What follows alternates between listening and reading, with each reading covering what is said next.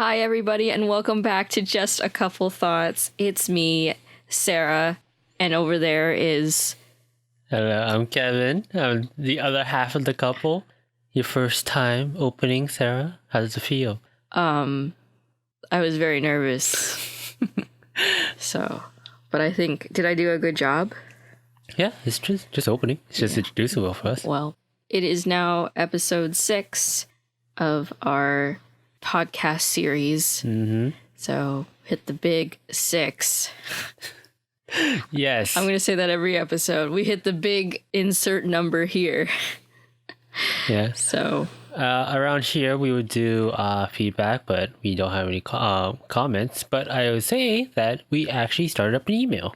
yeah, It is JustACoupleQnA. It's going to be in the description. because Jacked was taken. Well, it wasn't taken. It's just it had to be more than 4 letters. Oh, It that's had to be right. at least 6. Dang. Maybe we should added like 3 other C's or something. Jacked. I think we should have done that. It's okay. I still like the email name. Mm-hmm. Just a couple Q&A. Yeah. So, you have any questions and you don't want to leave in the comments, just email us, and we'll still check out the comments. Don't get us wrong, but you want to keep it anonymous, or you want to send a rather large question, I guess, then go ahead. Mm. That is for you guys. Sarah, do you have a topic today? Right. Yes. Yes. I mean, it's something that we've talked about before on like on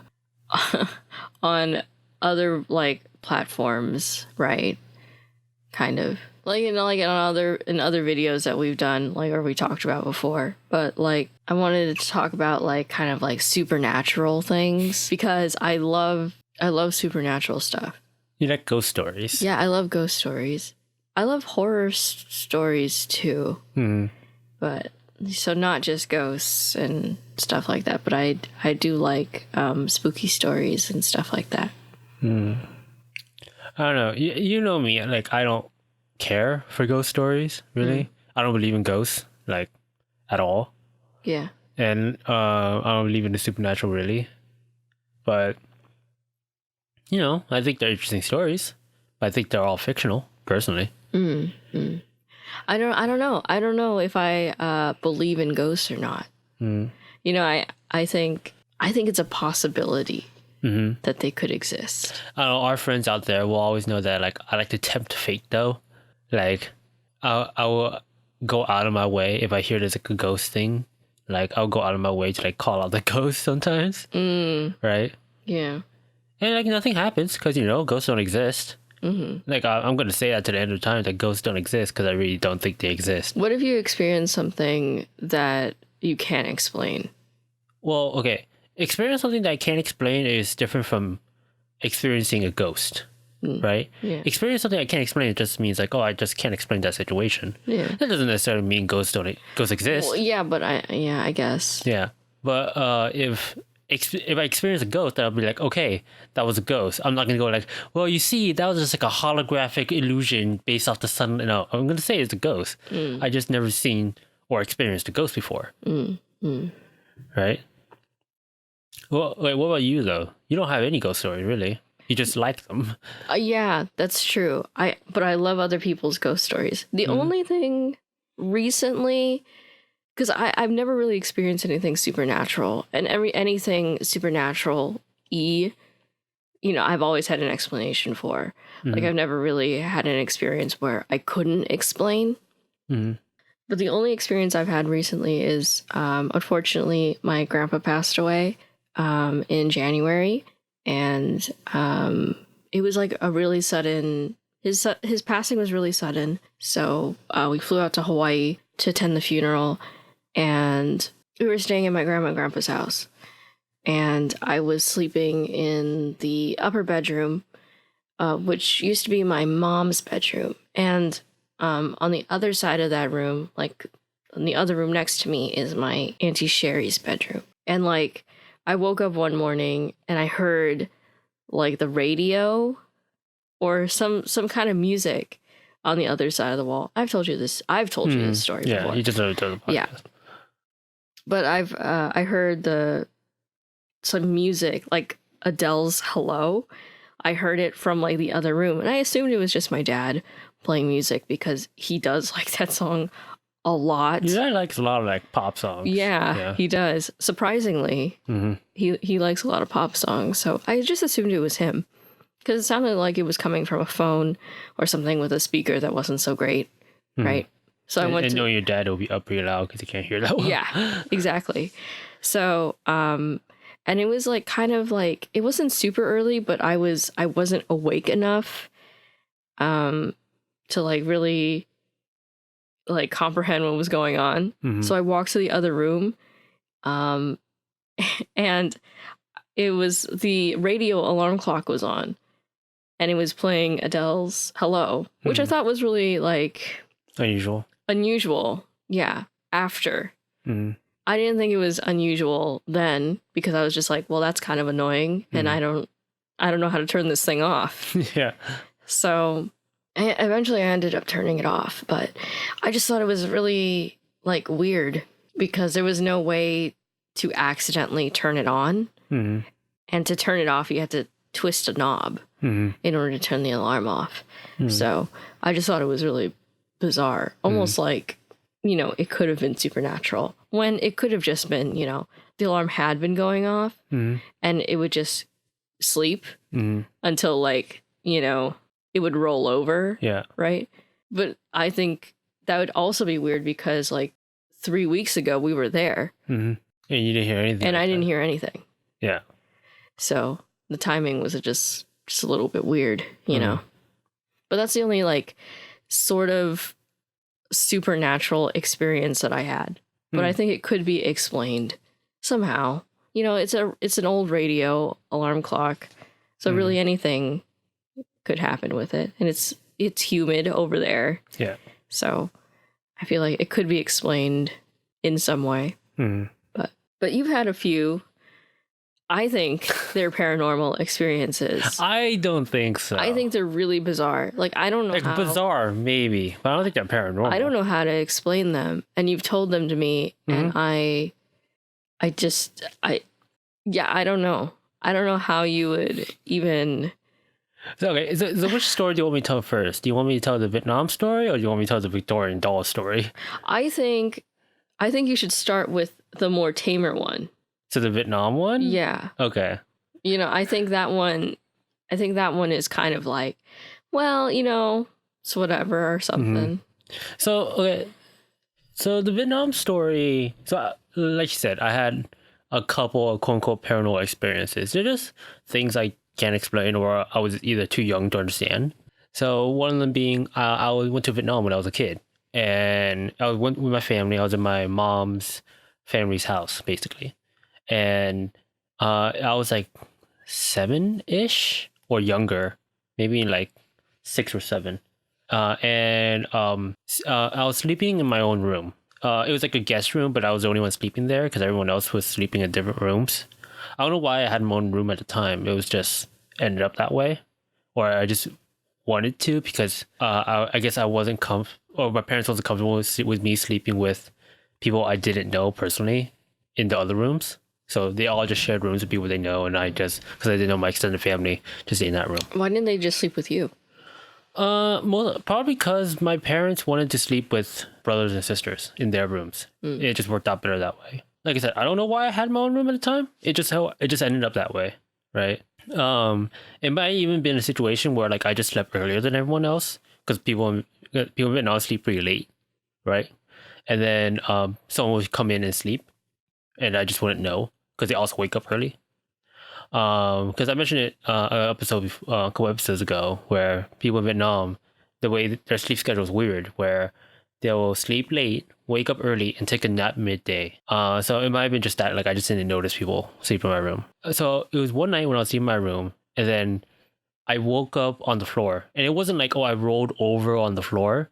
It was like I woke up at the foot of the bed on the floor, right? Like someone dragged me by the feet. And then I ended up there. Thing is, like, I didn't feel anything. I just woke up on the floor like that. I do have a small history of sleepwalking, so that might have been it. But I feel like I would have noticed some movement. And then I told my mom about it, or my dad, one of my parents about it. Like I said, I was really young. And then so they're like, oh, don't worry about it, basically, right? And then the next day, I woke up in the middle of the night and I just saw a bunch of like people around me just praying. And then it was like, I think they were family members. I was young and I don't recognize people that well. So they could have been family members, they could not have been. And then I was so confused, but also very tired that I was like, I don't care. And I went back to sleep. Did you ever ask your mom about it? Yeah. When I woke up the next day, I asked my mom, and they were like, well, I asked her, like, was there people in the room? And like, oh, she said basically that don't worry about it, right? Because my mom is like that, where she won't tell me things, but she'll just tell me don't worry about it. She'll never give me straight answers. So there might have been just people praying in your room. There might have been praying around me, like some kind of ritual was happening, but there might have been some ritual. Because they weren't like praying like to a statue or like to a cross. They were praying like at me. Oh, right. So maybe they were trying to like drive away bad spirits or something. Maybe. I don't know. Because of what you said to your parents, and they're like, "Ooh, that's kind of weird." Yeah.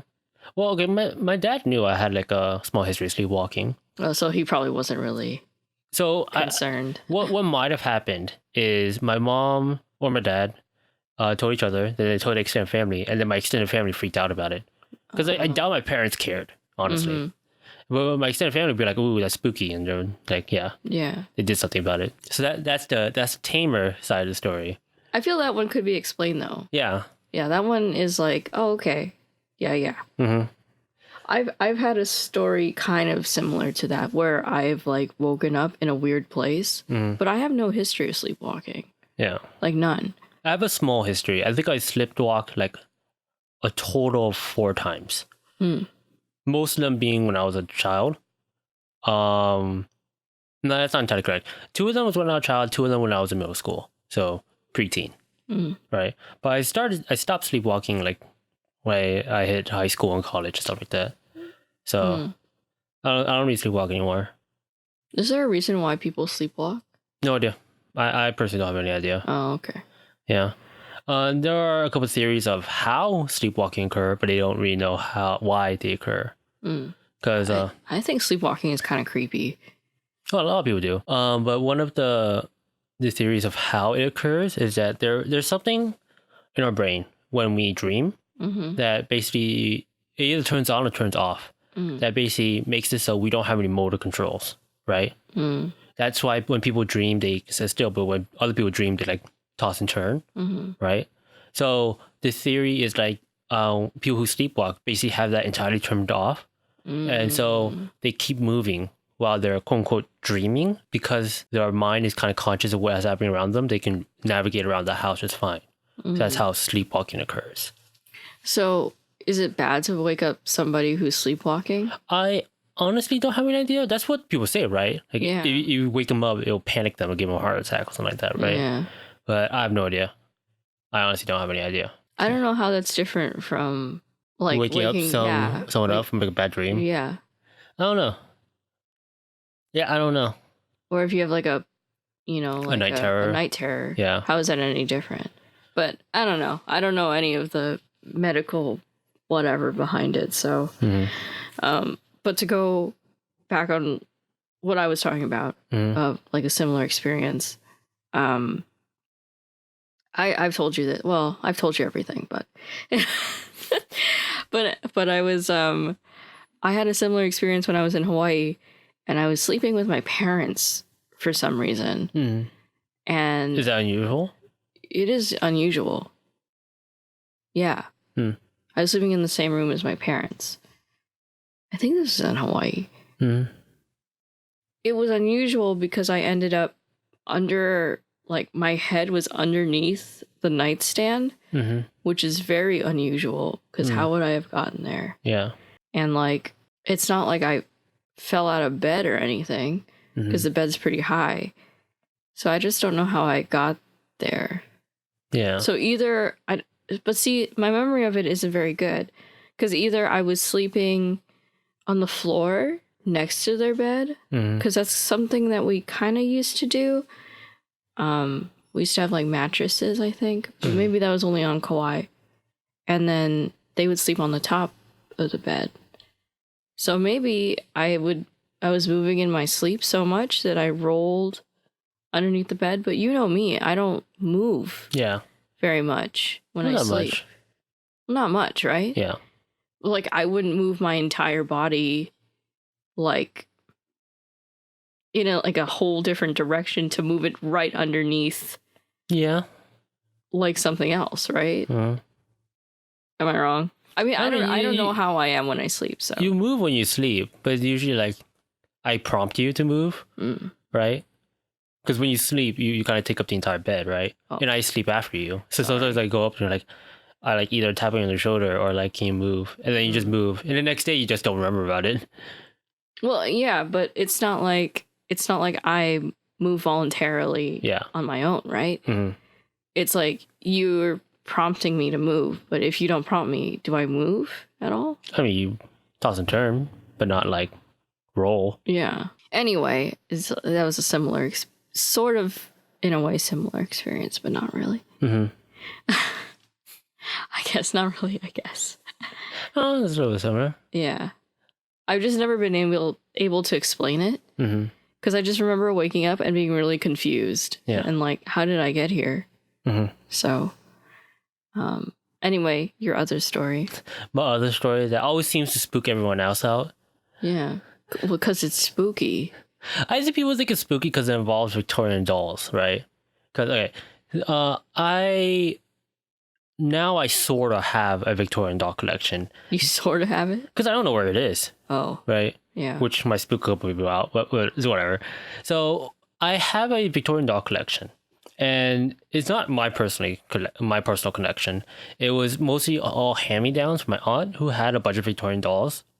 And they're all like hand-me-downs, so they're all given to me. And I like the dolls. I think they're very cool dolls, right? Because I like the history around them. And I like the workmanship around them. So I have lots of those. And in one of the houses I used to live in, we usually always put them in the attic or some kind of storage in a garage or something like that, right? Because I don't like taking care of them. My mom doesn't like taking care of them. No one likes taking care of them, right? But we don't want to get rid of them because that feels rude. So we usually just keep them in the attic. So there was this one night where my mom told me like, "Oh, I'm not gonna come home tonight," which is not uncommon, right? She will usually just stay at her friend's house because she works somewhere else. So like I just stay home alone. So like, okay, whatever.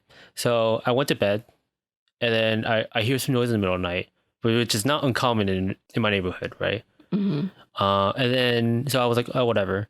And I woke up the next day and I left my room, went in the hallway, and in my dining room table there was, but all the dolls basically just cleaned and just looking at the hallway where I just exited. So they were basically just looking straight at me, right? And I just saw that and I was like, well, that's weird. I wonder who put them there. I just put them all back. And that's my spooky story, I guess. That's really spooky. It's not. It's really weird. Like, how do you explain that? I can't, because my mom never went home. And it's not like someone else went in the house. Are you sure she never, like, went home in the middle of the night? Well, okay. I'm 100% sure because one, yes, she called me. And two, if she did, she would have stayed at home. And she wasn't home in the morning. Yeah. So, and why would she even take down your dolls in the first place? Yeah. So, I highly, highly doubt that it was my mom. Maybe you were sleepwalking. I sleepwalked, opened the attic, went up the attic, grabbed all the dolls, cleaned them off, placed them in a way where they pointed at the hallway, and went back to bed. I don't know. Maybe. I don't know. I don't think that's the case, but maybe. Yeah, that's my other spooky story. A lot shorter, less background information, but you know, that's what happened. And people seem to be like, "Ooh, that's spooky," or "Ooh, that's I don't want to go to Kevin's house," basically. Because it is spooky. I don't think so. Well, that house had a weird vibe. You know, I mean, I'm not really into like energies and stuff like that, right? Well, okay. When I invited everyone over to my house, I never told anybody that my house is haunted. Yeah. I never told anyone that story, right? Yeah. Because I don't believe my house is haunted. I don't think that story is that spooky, right? So when everyone came over, everyone seemed fine It for was the only most part. Oh, for the most part? Yeah. Why? I mean, like, no one said anything. It wasn't until after where I mentioned the story where, like, you were like, oh, that house has a weird vibe, basically. It's true, because it does. The lighting is a little weird, right? Well, it's called cold lighting. Yeah. That's why. There's lots of cold lighting in the house. So I guess, in a way, it has a weird vibe. But I don't think so. Maybe, yeah. Maybe you're right. But I think it had that vibe even before, right? I think it had a weird vibe. I don't know. But it's maybe because it never really felt very homey. Hmm. So to me, it always just kind of felt like Like it had a distance in it. yeah, it was just like a place where people slept. Yeah. And like that was it. Well, that's because that's where it was. I don't stay in that house, really. I went there to sleep. It just didn't really feel like a home to me.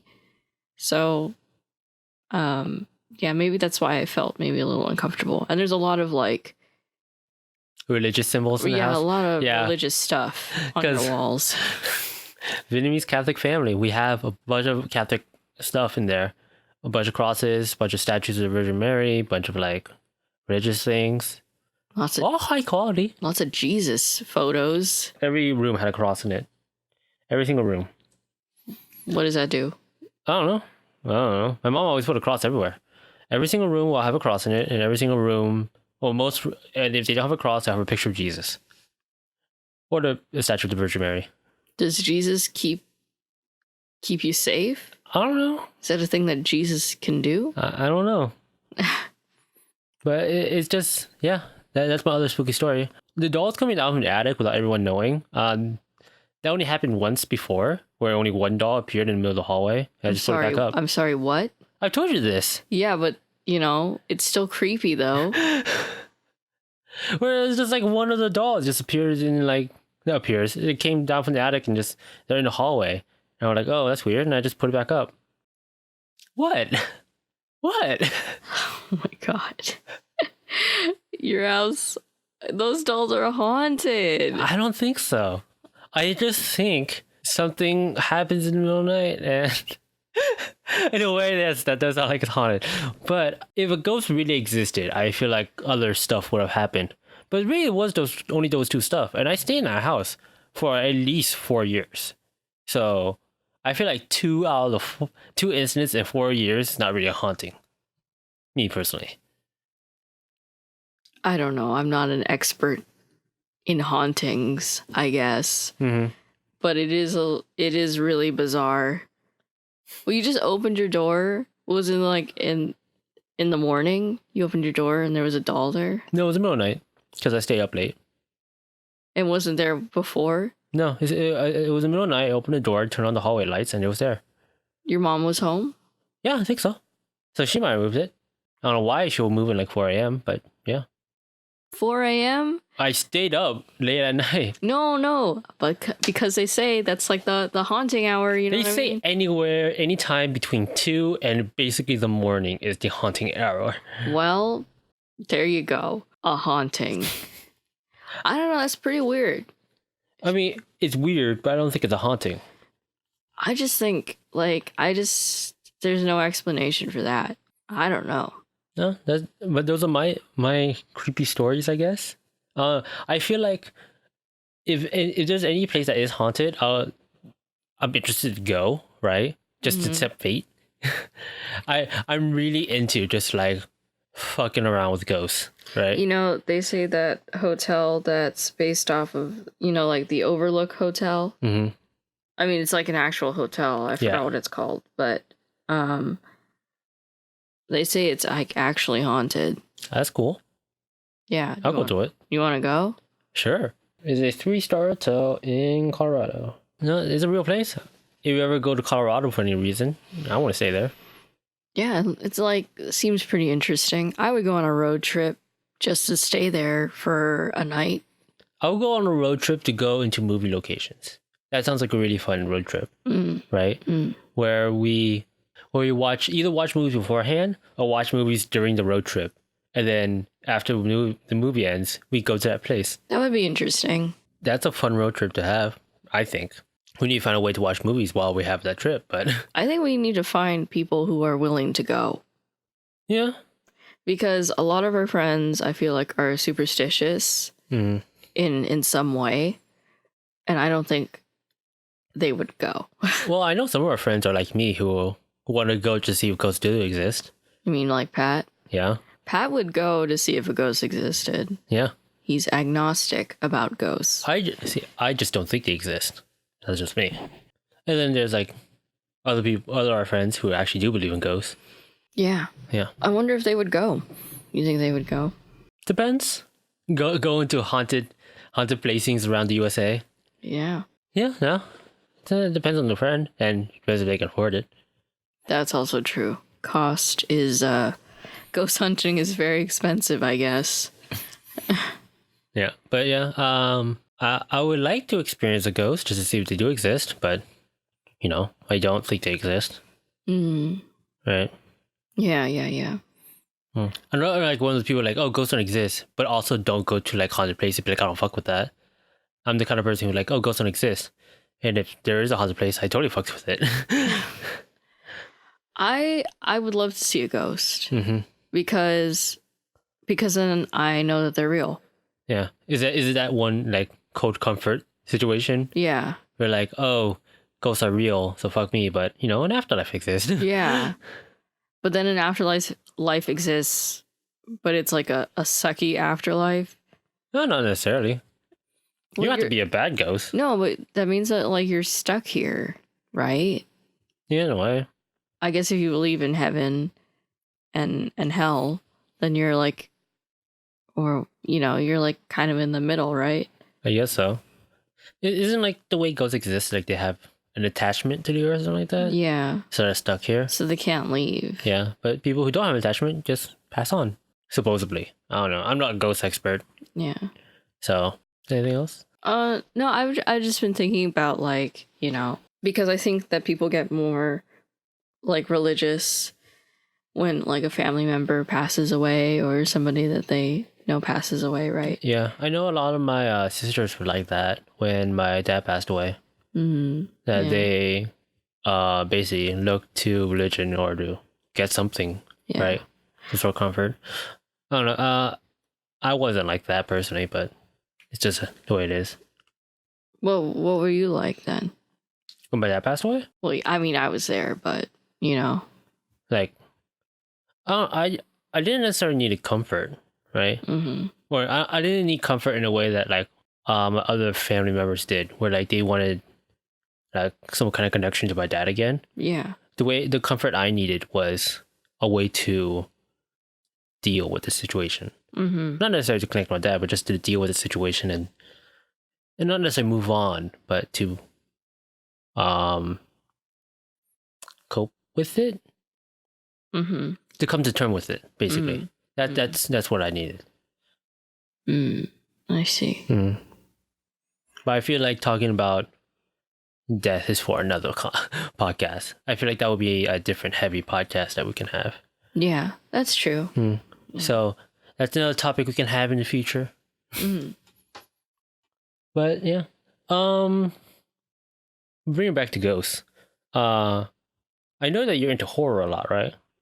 I like it, yeah, but Yeah. I haven't seen a lot of like classic horror stuff. No, but neither have I. Most of my horror has become like Cthulhu mythos, right? The fear of the unknown, and like recently, I guess, serial killers, right? Because for those who don't know, me and Sarah like serial killers. I guess. Like I had like a weird fascination, I think, in high school. I still have that fascination with serial killers.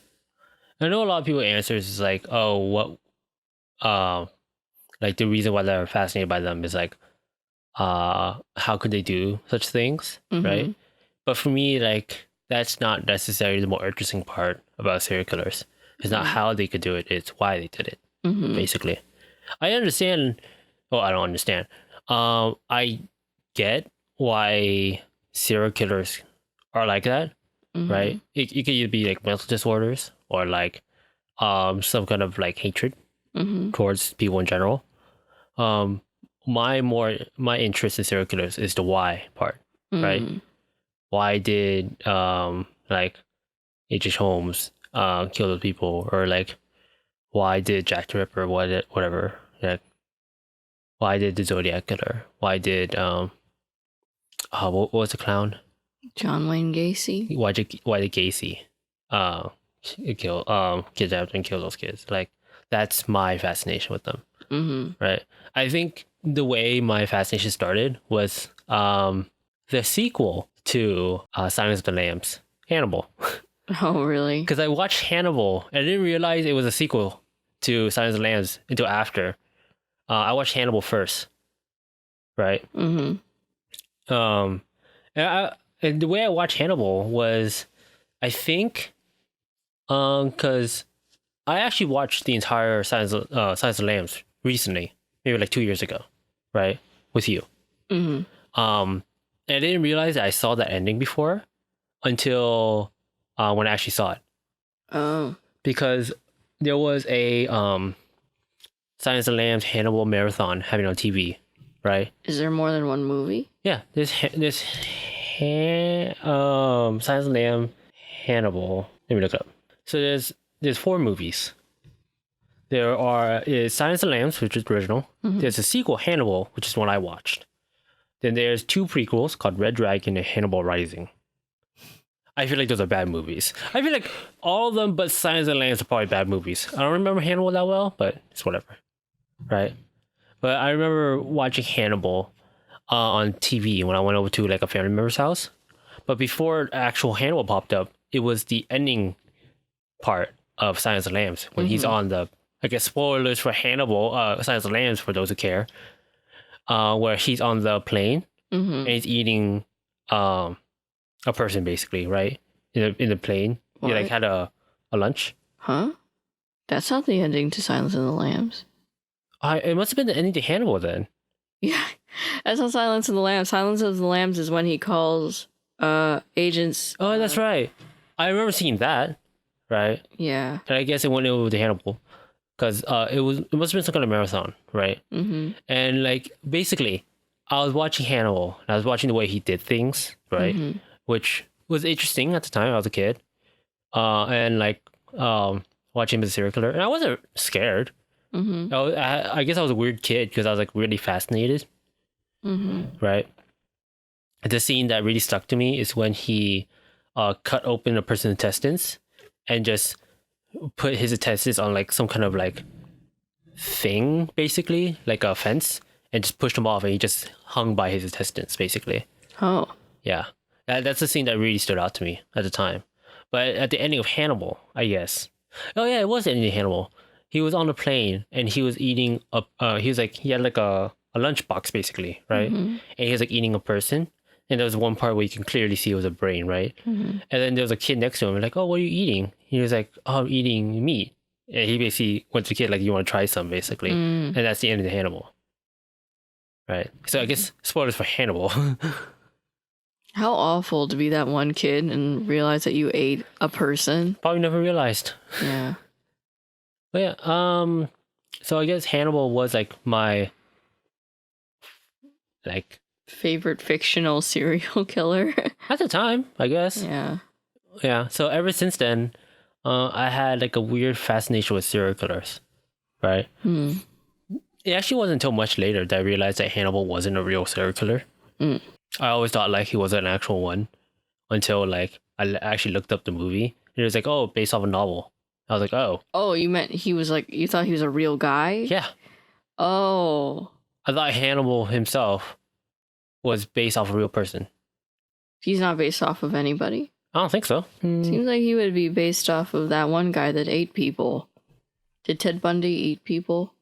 That was way after Hannibal. Yeah, no. Hannibal's completely fictional. But there was that one guy that ate people, right? Who? There was one serial killer and he ate people. He killed people and ate them. I thought. Or maybe I'm just thinking about Hannibal. I mean, there's lots of cannibal serial killers, right? Mm-hmm. But I don't think like Hannibal was based off any of them.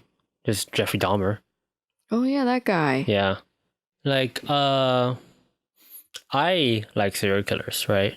Mm-hmm. I think my favorite fictional non-fictional one is H.H. Holmes. Yeah. Cuz that dude literally had an hotel for killing people. And that is like dedication to an art, right? But yeah. I don't know. How do you feel about serial killers?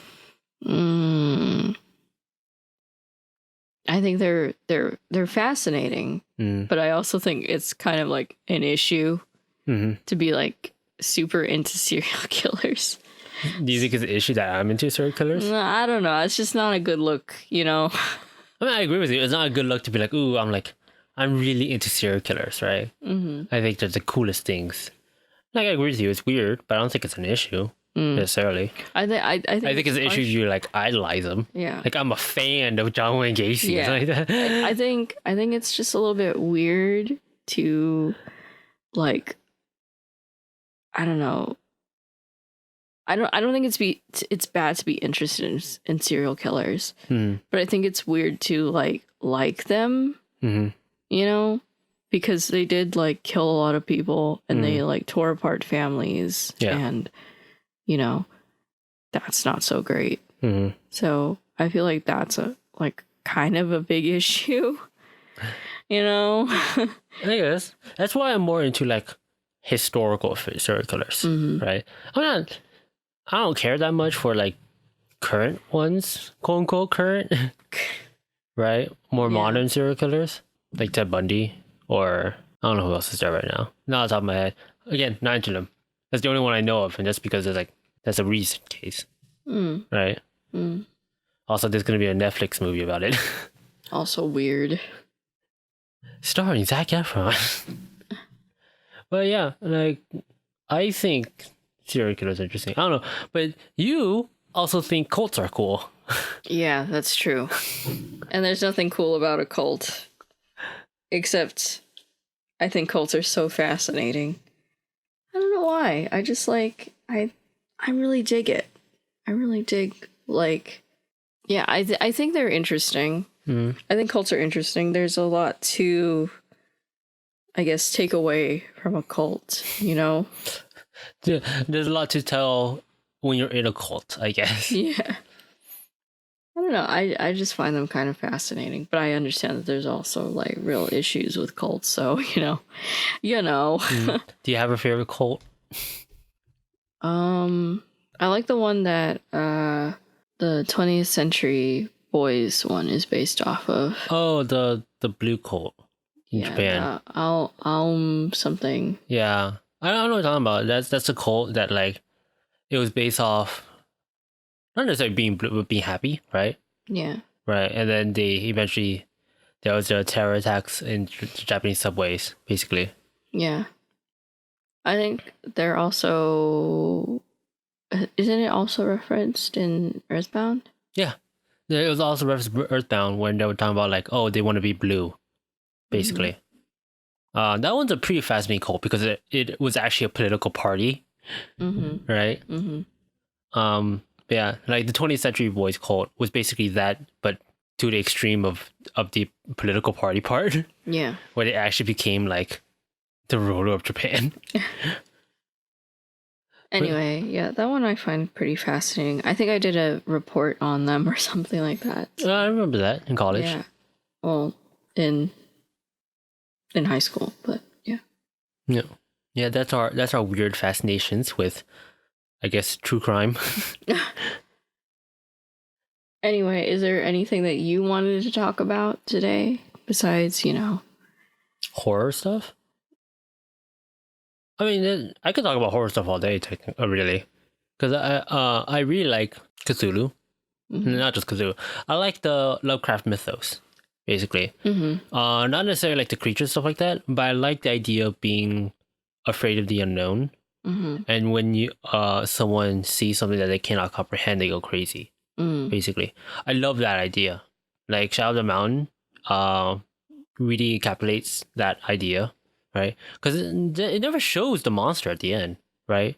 Mm-hmm. At the end, they kind of imply that they see the monster, which is probably what happened. Mm-hmm. But it's about a bunch of people who basically go insane and basically kill each other. And when they actually escape the mountain, that's when they see the monster, right? So the monster was real?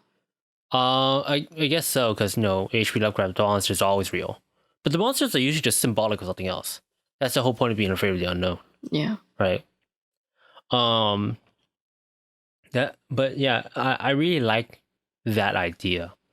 When it comes to horror, like being afraid of things that may or may not be there, or being afraid of things that you don't understand.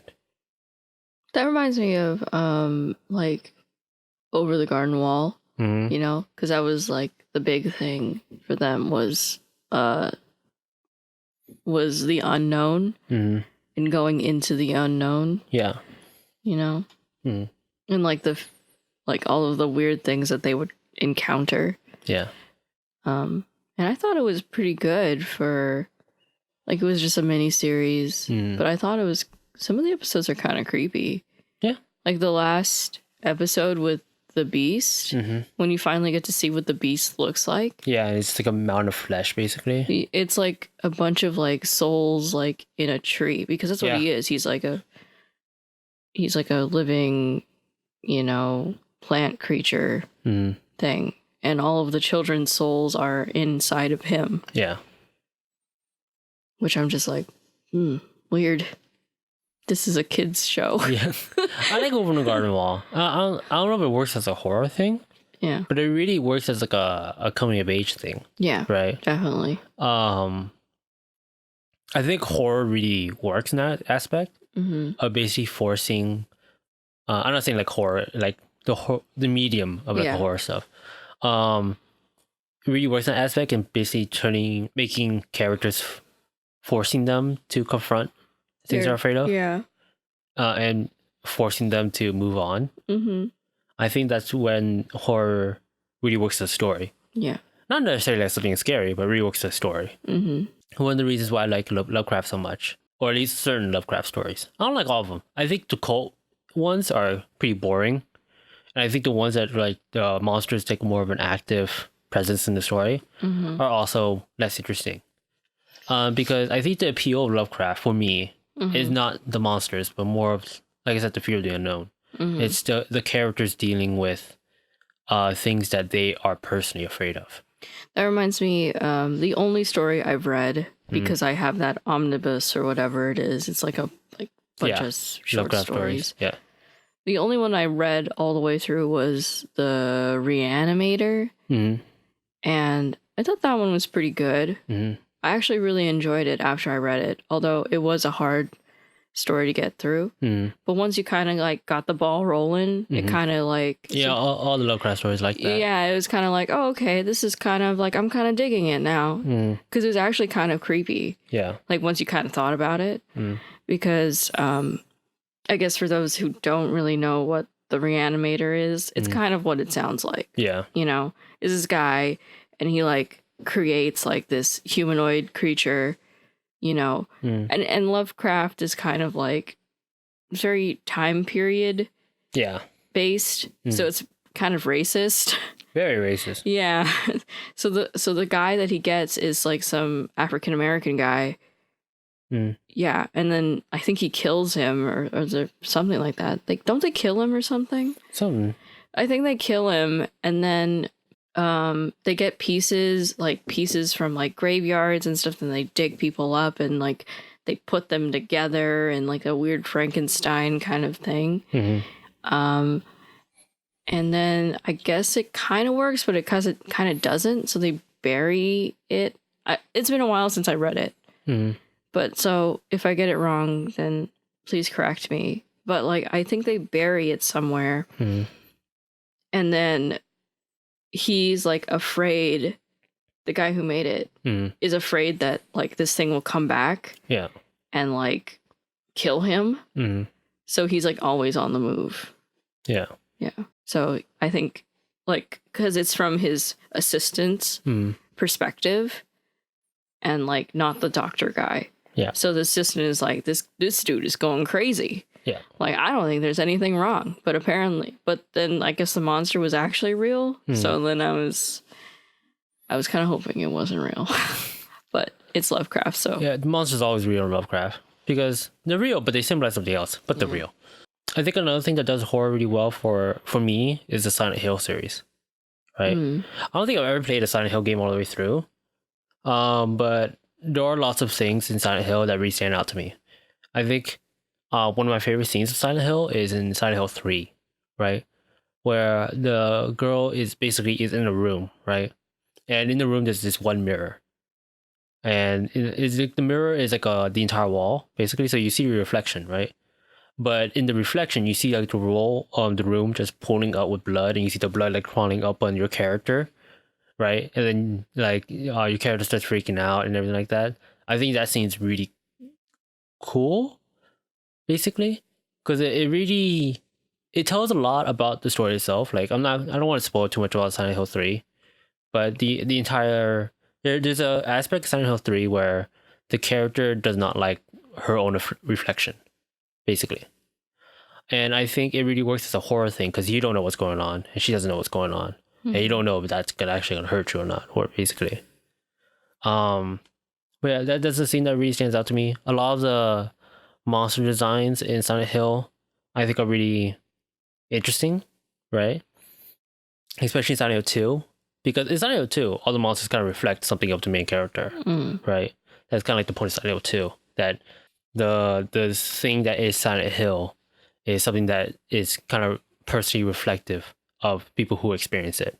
But I think those two games really stand out to me. And then there's the other Silent Hill games where basically they're all just regular ass horror games. I haven't played any of them, so I just remember going over to a friend's house and him walking through the fog for like 15 minutes. Unfortunately, that does not specify which Silent Hill game, but I don't remember. Yeah, I mean, I don't remember which one it was. I was just like, where's the game? We've been walking through the fog through like 15 minutes.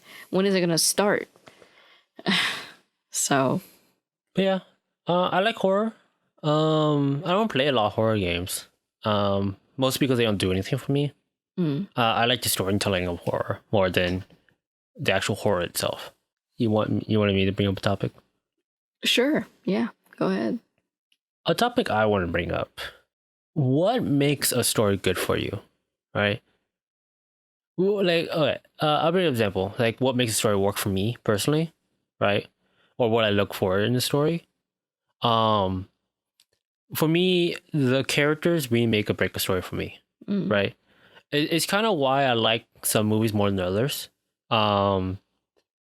Is that I enjoy the characters' arcs or their journey a lot more than the actual storyline itself. A good storyline is great, don't get me wrong, right? But it takes a backseat of the actual characters themselves. I see plot and storyline as something that's like a tool for an actual character's arc. I see what you mean. Yeah, it's one of the reasons why I don't like the Marvel movies that much, because like we said in the last podcast, the Marvel movies, the characters start and begin in the same place. They don't really have an arc. Or whatever arc they have, it gets ignored in the next movie. For me, what's important about a character is that in a movie or in a story or whatever, is that they begin in one place and they end in a different place. They end as a different character, right? Yeah. It's one of the reasons why I enjoyed Yoko Taro's story a lot. And for those who don't know Yoko Taro, he's a game director. He did the Drakengard series and the Nier series, and yeah. Because all of his characters go through an arc, more or less. They at the very least, they all change. All the characters you see in his games end up in a different place than they do when you meet them. It may take more than one game, but they all change, and that's what I really like about his storytelling. But that's what I really look for in a story, like character change in the story. A good storyline really helps, especially in certain genres, like a mystery. In a mystery, the storyline is the most important thing. Like, I care about character development, but storyline takes more precedent in a mystery story. But in something like a romance or drama or like even a comedy or an adventure, the characters take precedence for me. Their development is the most important thing. Yeah. So I'm wondering, like, what do you look for in a story? Because I feel like that's important to know for when we talk about certain movies in the future. Like, what do we look for in a movie or in a story? So what do you look for? I guess I would kind of have to agree with you, where the characters I feel like are The most important thing? the most important, because they're the ones that we're following through the entire thing. So even if the story's not the most, like... It's not the most fleshed out thing. Yeah, fleshed out or the most, like, compelling, you know? At least you have these memorable characters who you've come to, like, kind of Grow attached to and grow with. And I think it's always good to have a character that you can somewhat relate to, you know? Like, I was trying to think of a movie that I really liked in order to, like, maybe like, I was trying to think of, like, my favorite movie, right? Like, what would be what's something that I really like about it, right? And I think what really makes that movie special to me, or movies like that special to me, are the characters. You know, for example, like, a long time ago, or in a couple podcasts ago, I was talking about JustACoupleQnA and how I think like that journey that white and black go through is just like really kind of it's just kind of sad. It's just like a really sad journey, and like, but the characters are really memorable. So even if the story isn't that, like, it's not that complicated, it's really not. It's about gang wars and it's about a dying city. Yeah. And that's about it. That's the whole thing. Right. But the journey is about white and black, and like how they get separated and how they come back together. Yeah. And they're still, like, even without the city, they're still really, you know, they're still family, basically. Yeah. And like, you wouldn't be able to have that without like a strong character. Or for like another example would be like Tokyo Godfathers. I was thinking about that actually. Because Tokyo Godfathers, I really like that movie. Yeah. But I don't think the story is that strong. Yeah. I think the characters is what really makes that movie. Yeah, exactly. Because that was the first movie that I was thinking of, which was Tokyo Godfathers, which is just so, to me, it's like just so good. Like, I could watch it. Like, it's the best Christmas movie. It's the best Christmas movie. It's just so great. And it's like, it's got characters who you really feel for. Yeah. And you understand, like, somewhat. Yeah. You understand that their struggles are real. Like, they're coming from these places of, like, you know, they didn't really choose to be homeless. It's just, that's how life kind of is. Yeah. And that's how they were, you know, and that's how they all ended up in that situation. I don't know. It's like, but all of their stories are so different from each other. I don't know. It's just really amazing how people in the movie can come together and like do something good. Yeah. Just because you're a homeless person doesn't mean that you're not a good person, obviously. So yeah. Since I brought it up, yeah. If you could recommend one movie to anybody, like just a random movie, no, it doesn't have to be your favorite, but like a movie to anybody that is somewhat relevant to what we're talking about, what would it be? I like The Illusionist. Really? I haven't heard you talk about that movie a lot. Oh, really? Yeah. I mean, if I could really recommend it, all of the Satoshi Kon stuff, watch that. Perfect Blue. Perfect Blue. Paprika. Yeah. You know, like Millennium Actress. Tokyo Godfathers. Yeah. Watch those. Like, because they're so good. As much as I like Perfect Blue and Paprika, I think Tokyo Godfathers is probably his favorite movie. My favorite movie from his. Oh, it's definitely my favorite movie. Yeah. But like for me, it's like Perfect Blue. Actually, I really would rather watch Paprika and then Perfect Blue. Same. I'd rather watch Paprika again than watch Perfect Blue. But Millennium Actress is supposed to be really good. I just haven't, haven't seen it yet. I haven't watched it in so long, and I don't know where the heck it is. So. Yeah. For me, my favorites, because I've only seen 3 of his stuff. I haven't seen Millennium Actress, and I haven't seen what's the one movie or one anime? The one with the kid on skates. Paranoia Agent. Yeah, Paranoia Agent. I haven't seen any of those things from him. But my favorite stuff is Tokyo Godfathers. I think that's such a good, like, they have great characters that you all really care about. And the journey you go through is very, very sincere, basically. Yeah. And then it's Paprika, because I think that one probably has like the best story. Yeah. And it basically has the most interesting animation, easily. And then it's Perfect Blue for me. Yeah. Perfect Blue is not a bad movie. Don't get me wrong. I think it's also a really good movie. I think the issues that the main character goes through is really interesting. Yeah. But I don't think it doesn't do as much for me as the other 2 movies. I think Perfect Blue is like, you have to be in the right kind of mood to see Perfect Blue, because it's just like, I don't know. I don't really want to think today. I think the same thing with Paprika. I think Tokyo Godfathers, you can watch whenever. Yeah. You could be in any mood to watch Tokyo Godfathers. Yeah. But I think you have to be in a certain mood to watch Paprika and Perfect Blue. I don't know. To me, Perfect Blue is like an even harder watch for me, because it's like nothing about like nothing about Perfect Blue is like happy. And it's like nothing about it is happy. Yeah. Except for the beginning, and then everything else about it is like really confusing.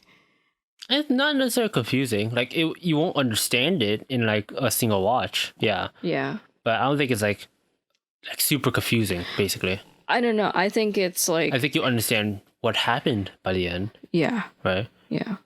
Except for the very, very end. But yeah. And then you're just like, I don't really... Wait, was that? Yeah. Did that happen? A lot of it is like, wait, did that really happen or did it not happen? Yeah.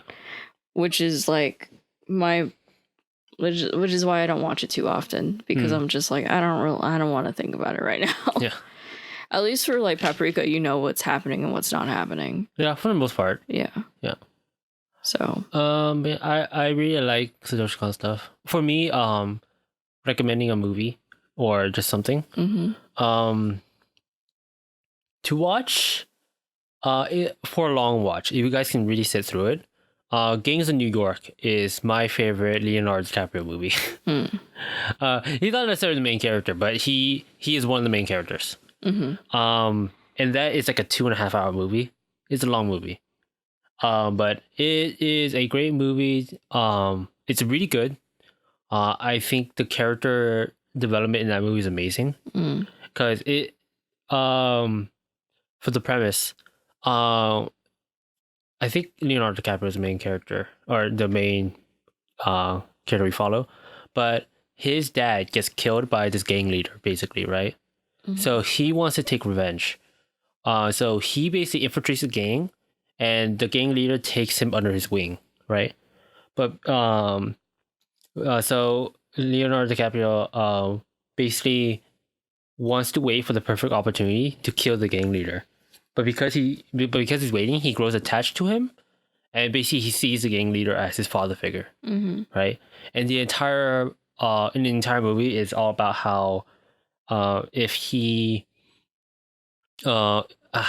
comes to terms to killing who basically became his father figure, but who also killed his actual father. And then the gang leader basically see if he finds out if the person who he basically adopted as his son is going to go at it to kill him. I think that movie's great. I think the storyline's great, and I think the characters are great. It's a long movie. It's not for everyone, but I think that's my favorite Leonardo DiCaprio movie. Yeah. Another movie I want to recommend, or another thing I want to recommend, for an easy watch, on Netflix, Violet Evergarden. Sarah is kind of tired of me talking about anime. I'll keep it short. If you have not seen Violet Evergarden and you're into anime, you should watch it. Straight up. It might not be for you. I know a lot of people get really bored of the main character, right? I know Giguk does. He got really bored of the main character, and the rest of the anime did not appeal to him. But the anime is all about how the main character has to deal with emotion, basically. Yeah. Her own emotion and other people's emotion. Without spoiling too much. And if I can recommend one more thing, classic Kino Journey. I think Kino's Journey is one of my all-time favorite animes. I think the short story format of Kino's Journey, it makes it for a great watch just to sit down and watch. Just to and every once in a while you just go back in and just watch an episode or two, and then just forget about it for a while, and then you just go back in later on. It's a very watch your own pace. It's an anthology series. If people don't know what that is, it basically means every single part of the story standalone. Yeah. So I highly recommend Kino's Journey for people who just want like a really light watch. I feel like it's enough recommendations for now. I kind of want to do more recommendations down the line, just so people get to know like what we like. Well, I'm gonna to go back to my recommendations for a bit. So I'm gonna count the Satoshi Kon movies as just one because it's just like a series, and if you have time, give them a watch. Yeah. But my second one, that I talked about in the beginning, or at the beginning of the recommendations, was The Illusionist, which that movie might not be for everybody. Oh yeah, I don't think most of the stuff we talk about is not for everyone. Yeah. I think the closest thing I mentioned that's for everyone is probably Violet Evergarden. Probably. It might be too heavy for certain people. But I feel like that probably has the broadest appeal. Yeah. But I think most of the things that we watch is not for everybody. Right? It's not for the general audience. sounds pretentious. No, not necessarily. It's just that we don't watch the mainstream stuff anymore. Or we're not as interested as that anymore. Right? Because I feel like if you were to ask us like back in high school, we would be all in on like the mainstream stuff. Right? If My Hero came out, well, not even My Hero, Naruto for us in high school was the thing we were really into. Yeah. Right? We may have not liked it 100%, right? But that's the stuff we're really into high school, and we're really into like just all the animes, and I was really into pretty much all of the movies. Yeah. Right. It's just that now it's just like the things that's most memorable to us is stuff that's not made for general audience, because the thing that's made for general audience are usually not memorable, and that's not a fault of their own. It's just that they're just too general. Right? They have the most broadest appeal, and because of that, they're just not as appealing to us as other things are. Yeah. I'm not necessarily saying general audience movies are bad. Yeah. It's just how it is. Yeah. Yeah, you're saying about Illusionist? So it's a French movie. French animated movie. Depending on where you live, you might have seen it on TV maybe once, because that's where I saw it. I actually saw it on TV. And then I picked it up at a small like store in SF. And it's a story about this small time magician, and he goes to this. He tries to perform everywhere, right? Because he tries to get gigs, but nobody's really hiring magicians anymore. And he goes to this small fisherman's town, or whatever it is. Yeah. And he meets this little girl, and this girl believes that his magic is real. So she comes along with him and asks her, just assumes that he can make things and like, just create things out of nothing, when in fact it's kind of the opposite, where he works really hard at night so he can buy things for her, so she can have, she can be happy. Yeah. And at the end, she meets this guy. Oh, well, I just kind of...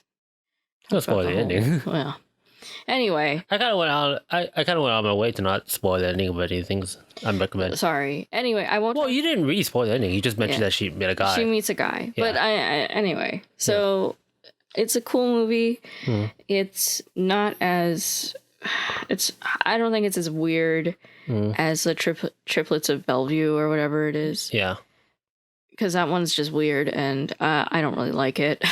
It's made by the same kind of people. So if you've watched that one, then you'll maybe have seen this one. But the animation is like spectacular. And it's just like... Out of your recommendations, if you can make one that you can recommend to most general audience, what would it be? Tokyo Godfathers. Tokyo Godfathers? Yeah, because the illusionist is French. Oh, yeah. Not It like... had subtitles. I mean, people can read. There's no subtitles. There's no subtitles in... It's not... There's no talking, really, in that movie. Oh, is there? I could have sworn at the end when the girl... Yeah. Well, there's... You know... Yeah. hard to talk about when we can't spoil anything. Yeah. But isn't there subtitles at the end? No, he never really talks to her. Huh. So they talk, but it's either, I think it might be French, but it's like in a weird, like French, not French, I think. I could have sworn there were subtitles. But yeah. No, they're this whole movie, they don't speak at all. Okay. So that's why I think... Tokyo Godfathers? Yeah, because at least there's talking. Well, there's no dub for it, though, unfortunately. Yeah, but I don't know. For me, I think at least... I don't know. I think it would be hard to like really capture an audience's attention with no talking. Yeah. At all. So I really like it, and I think it's just a very bittersweet ending. Like you're at the end and you're like, man, I mean, I think it's also the ending. Also the ending might not be for everybody. Yeah. Yeah, I agree with you. For me, the thing I'll recommend to a general audience, as much as I want to say Wild Evergarden for the general audience, I'm going to say Gangs of New York. That's what I would have thought. Yeah, because like I said, it's a long watch, but I think you get, and you don't necessarily get more out of it, but I feel like not enough people have seen that movie. I haven't seen it. Yeah, it was a popular movie, right? Yeah, but it's just old now. Yeah, not a lot of people see it. Not a lot of people our age have seen it. It had like a brief phase of popularity when it came out, and that was about it. Yeah. So I think more people should watch Gangs of New York, and that movie kind of exemplifies what I want out of a movie. Right? The storytelling is very concise, despite being 2.5 hours. The characters are amazing, and the story is compelling all the way through. Yeah. Right.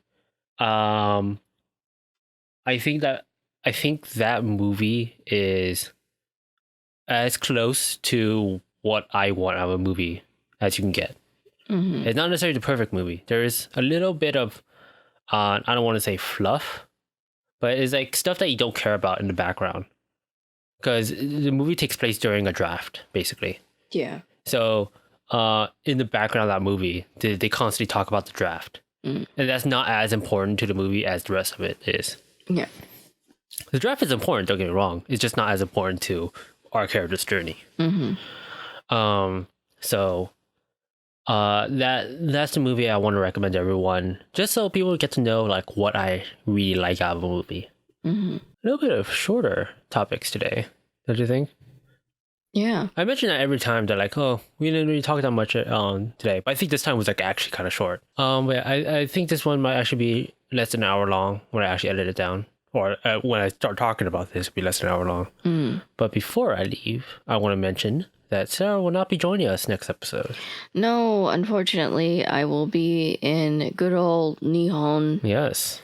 I will not be here. Yes. So next episode, I will have a different guest on. Yeah. So if you don't like me, well, someone else will be here to take my place. Yes. So for the next 2 episodes, it's like 2 weeks, I will have 2 different guests on. Yes. One of them is a friend of ours. Well, they're both. They're both friend of ours, right? Yeah. But one of them is like a friend of ours. He's a lot closer to internet culture, so I kind of want to talk to him about it a little bit, as an addition to what he wants to bring up. He's been my friend for a really long time, and we really appreciate him sharing his opinion, because we've talked to him about coming on podcasts and stuff before, but we really appreciate him taking time out of his day to come and talk with you. So and I also feel like his opinion is different enough from us that you also get like a different view of a lot of things. So he's a funny guy. He's really funny. Yeah. And then our other guest is an artist, and I don't want to bring up his name yet because I feel like that I can actually put in featuring this person in that episode title. So because he actually has an internet presence. Yeah. So and we're gonna be I'm not gonna be, but I guess you guys are gonna be talking about him and we'll see. It's what they're comfortable talking about. So that is, well, I guess that's gonna be it for today, huh?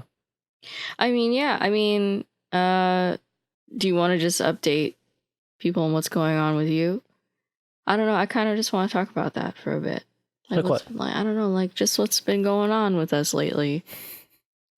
I mean, let's see. I've been working.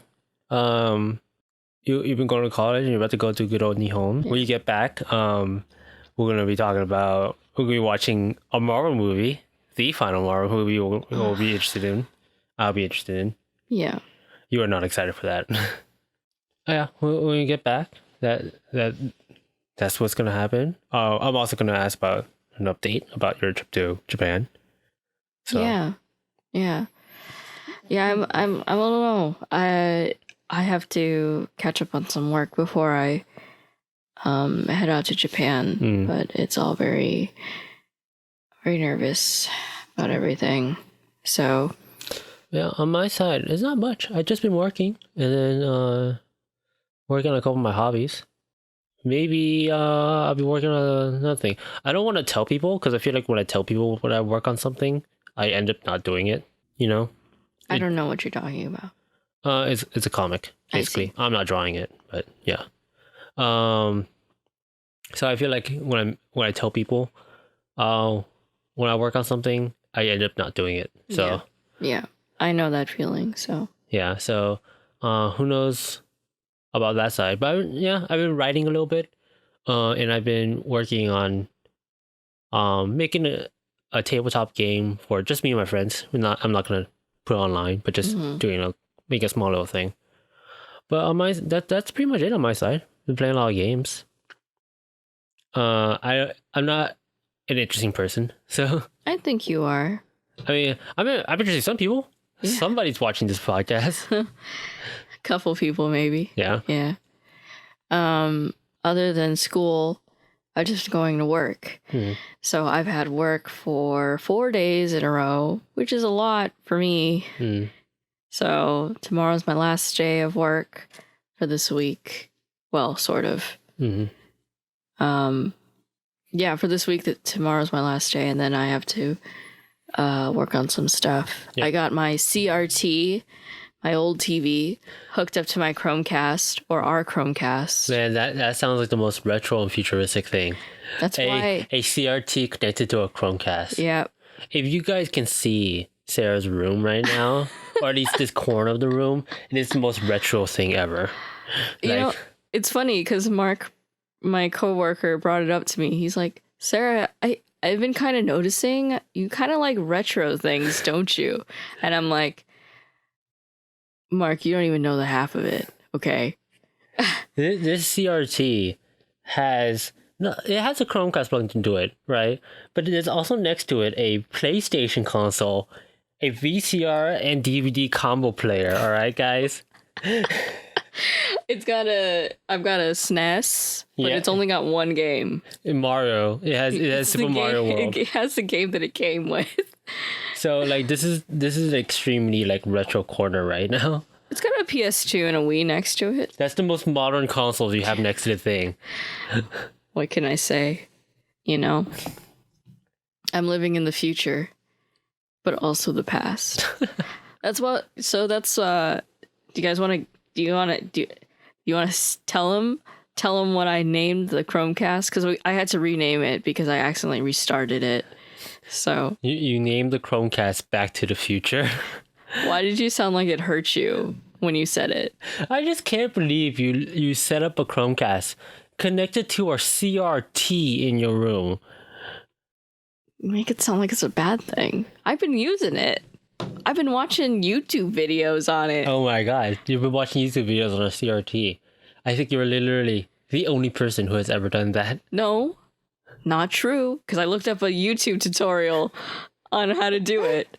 So someone else has done it. At least one person. 2, 3. There's a lot of people who do it, Kevin. Oh my god. A lot of people who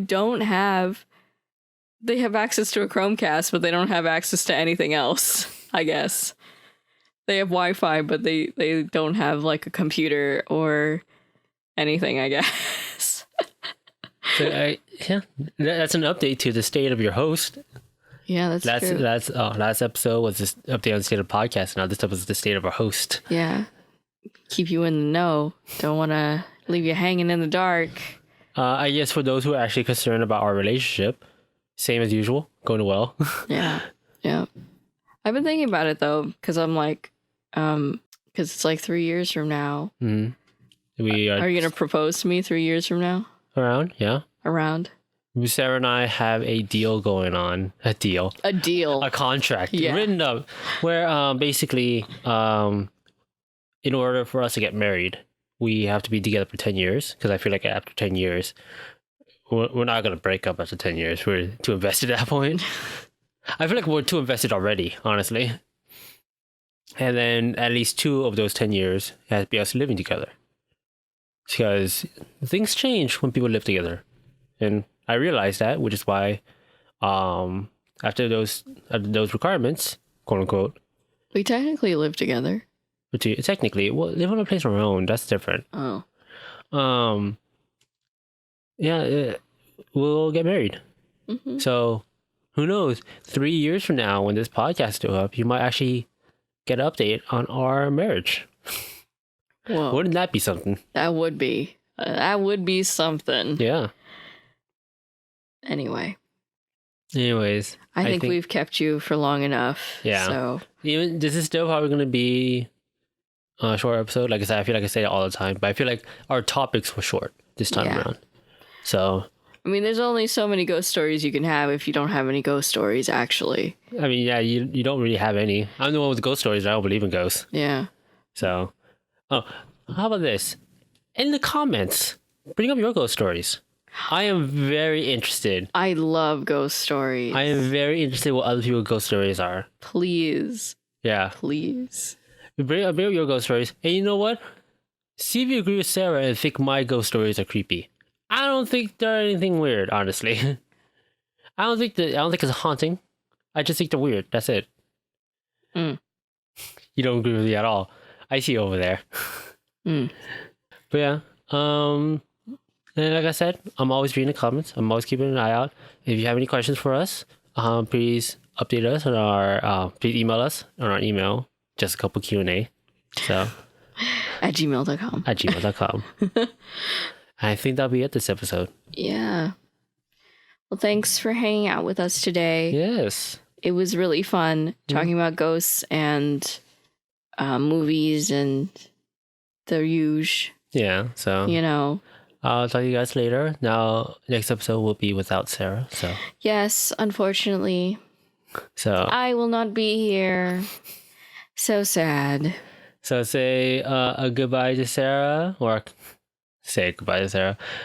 This will be a goodbye for Sarah until 3 weeks from now. Yeah. So it will be without the couple. In just a couple of thoughts. Yeah. Next episode will be just a thought. Just a thought. All right. Well, we'll see you guys later. See ya. Talk to you later. Bye. Bye-bye.